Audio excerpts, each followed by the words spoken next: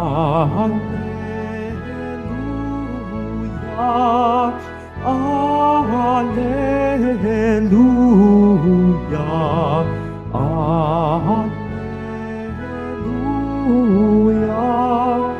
Alleluia, Alleluia.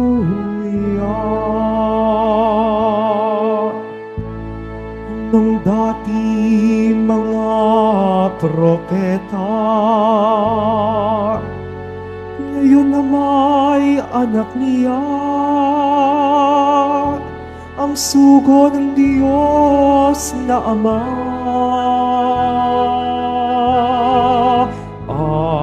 Alleluia, Alleluia, Alleluia, Alleluia.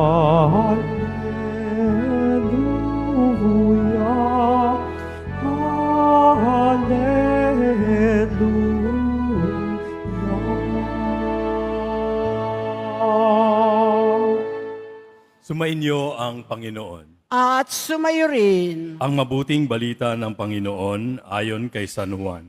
Papuri sa iyo, Panginoon. Noong panahong iyon, naroon uli si Juan at ang dalawa sa kanyang mga alagad. Nakita niya si Jesus na nagdaraan at kanyang sinabi, "Ito ang kordero ng Diyos." Narinig ng dalawang alagad ang sinabi niya at sumunod sila kay Jesus. Lumingon si Jesus at nang makitang sumusunod sila ay kanyang tinanong, "Ano ang hinahanap ninyo?" Sumagot sila, "Saan po kayo nakatira, Rabay?" Ang kahulugang ng salitang ito'y guro. "Halikayo at tingnan ninyo," ani ni Jesus. Sumama sila at nakita nila ang kanyang tinitirhan at tumuloy sila roon ng araw na yaon. Noong mga ikaapat na ng hapon, ang isa sa dalawang nakarinig kay Juan at sumunod kay Jesus ay si Andres, na kapatid ni Simon Pedro. Una niyang hinanap ang kanyang kapatid at kanyang sinabi sa kanya, "Natagpuan namin ang Mesiyas." Ang kahulugan ng salitang ito'y Kristo. At siya'y isinama ni Andres kay Jesus. Tiningnan ni Jesus si Simon at sinabi sa kanya, "Ikaw si Simon na anak ni Juan. Ang ipangalan ko sa iyo'y Cephas." Ang katumbas ng ngalang ito'y Pedro. Ang mabuting balita ng Panginoon. Pinupuri ka namin, Panginoong Hesu Kristo. Magsipo muna po ang lahat.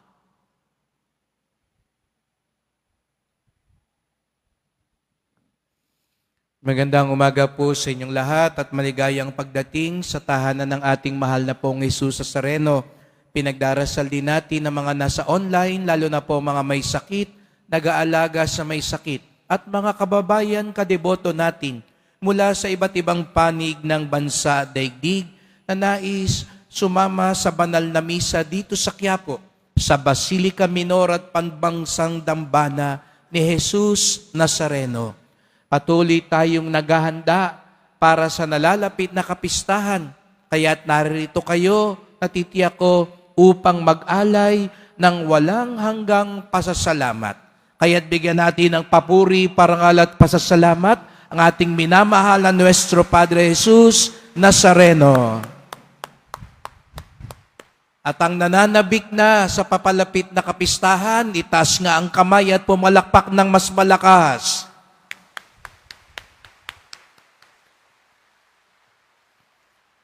Tunay nga pong hindi napapigil at patuloy-tuloy na po ang agos at buhos ng mga deboto. At tayo'y narito, sabi ko nga, upang magpakita sa Kanya at makita siya. Amen? At bakit nga ba? Lalo na sa mga panahon ngayon, ang laman na ng mga balita ay ang Quiapo. Ang mga deboto ni Jesus Nazareno. Siya nga po pala, nagtatanong ang iba, bakit ba Jesus Nazareno?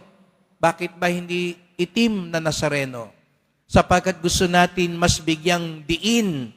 Kahapon, pinagdiwang natin ang kabanal-banalan, katamis-tamisang pangalan ni Jesus. Ang pangalang ibinigay ng anghel kay Maria para sa batang iluluwal niya. Kaya nga, simula pa ng una, sinabi ko nga po, nung itinatag ang simbahan ng Quiapo, wala pa ang Nazareno dito. Ang simbahang ito ay itinalaga na sa pangalan ni Jesus.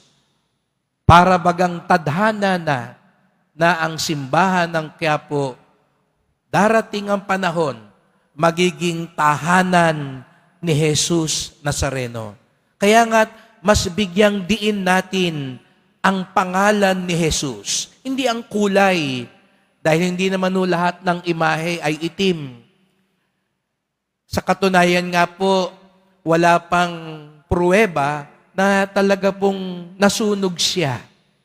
Ang mas pinaniniwalaan po ng eksperto ay ang ginamit na kahoy sa kanya ay itim.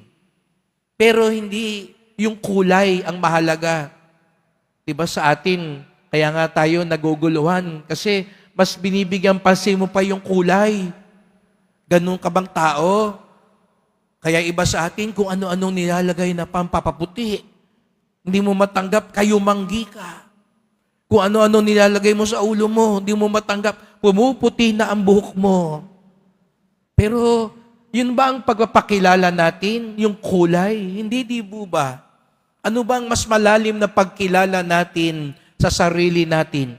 Hindi tayo nakabatay kung matangos ang ilong o pango, kung singkit o dilat.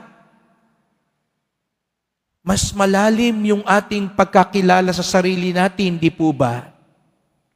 Hindi tayo nasusukat sa itsura ng damit natin. Kaya kanina ba, nung naghahanap ka ng upuan, titignan mo, ano ba itsura nung magiging katabi ko?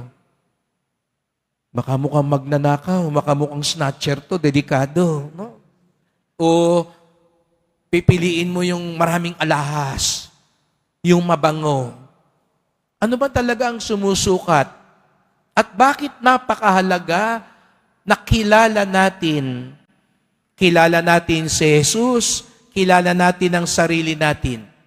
Nung isang araw po, dahil sa dami ng mga tao, may batang naligaw. Dinala nga doon sa may harapan, sa may opisina. No? Nakita ko nga yung bata, kinakausap ko. Matapang naman yung batang babae, maliit, pero hindi siya umiiyak. No? Pero naligaw siya. Maya-maya, may mga lumalapit, tinatanong ko, siya ba ang nanay mo? Hindi po. Maya-maya, dumating yung isa pang babae. Siya ba ang nanay mo? Opo. Kita niyo po yung kahalagahan nun? Nagulat nga ako doon sa nanay. Nung una, umiiyak yung nanay. Nung nakita na yung anak, pinagpapalo na. No? Sabi ko, nung nawawala, mahal na mahal mo. Nung nakita mo na, pinagalitan na. Hindi na paawat. No? Talagang tao minsan. No? Pero, tingnan niyo yung kahalagahan nun. Kung kilala mo ang sarili mo, kilala mo rin kung sino ang kaugnay mo. Di po ba? Kung kilala mo, anak ka ni Petra, hindi ka anak ni Juana. Hindi ka anak ni Manuela. Anak ka ni Petra. Bakit ko po sinasabi ito? Itong mga araw na ito, mga kapatid, sinasabi natin, deboto ako ni Jesus Nazareno. Anak kami ng Diyos. Kapatid kami ni Jesus Nazareno. Sabihin nga natin, deboto ako ni Jesus Nazareno. Sige nga, deboto ako ni Jesus Nazareno. Para mahina, no? Ang dami nyo pa man din. Sige nga, ho.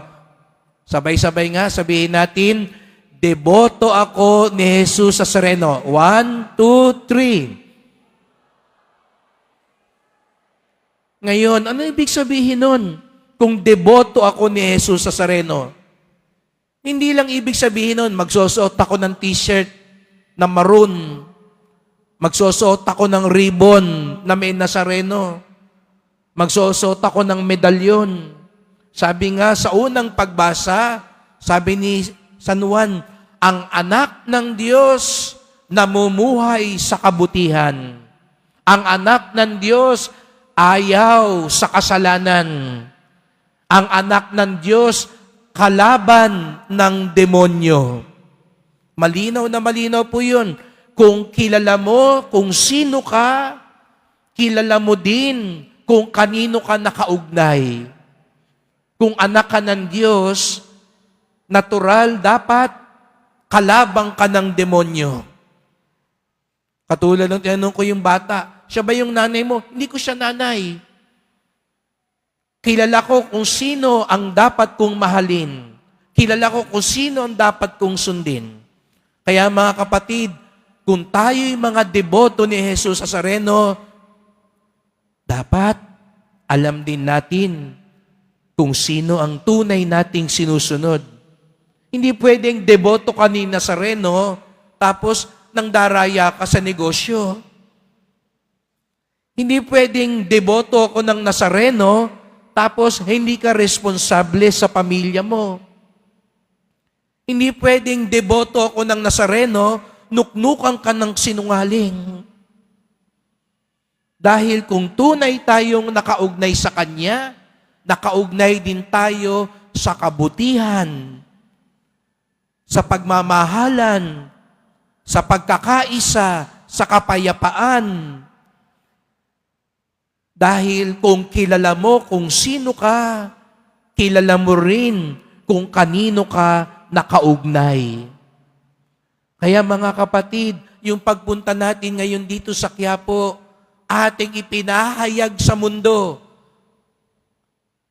Katoliko ako, deboto ako, at higit sa lahat, ang buhay ko katulad ni Jesus Nazareno. Siya ang aking pag-asa, siya ang aking lakas, siya ang aking kagalakan. Pero baka naman paglabas ng simbahang ito, pera ang aking kagalakan. Hindi pala ang Nazareno. Baka dito sabihin natin, siya ang aking kagalakan. Pero pagdating sa labas, droga, alak, sugal, chismis. Pagdasal natin, lahat po tayo nagsusumikap. Kaya nga katulad sa Ebanghelyo, nang itinuro ni San Juan Bautista si Jesus Nazareno bilang kordero ng Diyos, ang mga alagad, sina San Andres, lumapit kay Jesus. Saan po kayo nakatira? Hindi nila hinahanap yung address ni Jesus Nazareno. Gusto nilang magpunta sa kanyang tahanan para makipamuhay sa kanya, para matularan ang buhay niya.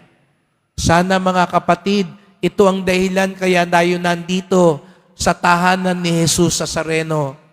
Hindi na tayo nagtatanong katulad ng mga alagad, saan po kayo nakatira? Alam na natin kung saan nakatira si Jesus. Pero ang mahalaga ngayon, kaya tayo nandito, gusto natin sabihin sa Kanya, ibig po namin kayong makita, ibig po namin kayong gayahin, ibig po namin kayong masunod, para kayo ang mamuhay sa amin. Upang sa gayon, katulad ng pong Jesus Nazareno, marami man tayong krus sa buhay. Lahat naman tayo ngayon dito, may pinapasang krus. Pero katulad ng pong Nazareno, dala-dala natin yung krus na yan. Hindi nang may pait, hindi nang may galit, kung hindi nang may kapayapaan at pagtitiwala sa Diyos. Kaya nga, ngayong taon na ito, ang tema ng ating piyesta, mas mabuti ang pagsunod kaysa paghahandog sa umaasa kay Jesus. Hindi tayo narito para lang maghandog. Tayo narito para sumunod kay Jesus. Dahil kilala natin kung sino tayo. Pag kilala mo kung sino ka, kilala mo rin kung sino hindi ka. Ako'y anak ng Diyos. Hindi ako kakampi ng demonyo. Ako'y deboto ni Jesus Nazareno. Ako'y hindi panig sa kasalanan at kasamaan. Ako'y alagad ni Jesus Nazareno. Ako'y sumusunod sa kanyang buhay. Kaya't sa pagpapatuloy ng ating misa, magdasal po tayo. Mahal na pong Jesus Nazareno, salamat po sapagkat sa inyong pagkakatawang tao, pinakilala nyo rin sa amin, kami ay mga anak ng Diyos. Dahil sa inyong pagligtas, naging tagapagmana kami ng langit. Kaya't naririto po kami upang ipahayag sa buong mundo, kami iyong mga deboto, kami iyong mga alagad, at dahil kilala ka namin, kilala namin ang aming sarili, kilala din namin ang aming katunggali. Itinatakwil namin ng masama, itinatakwil namin ng kasalanan, itinatakwil namin ang lahat ng makasisira sa aming ugnayan sa iyo at sa isa't isa. Kaya nga't sa pagdulog namin sa iyo, tulungan niyo po kami upang ang aming buhay ay tunay na maging pagsunod at paghahandog sa inyo. Nananabik na po kami sa iyong kapistahan. Narito po kami. Mahal na pong Jesus Nazareno, kawaan niyo po kami, basbasan niyo po kami. Amen. Amen.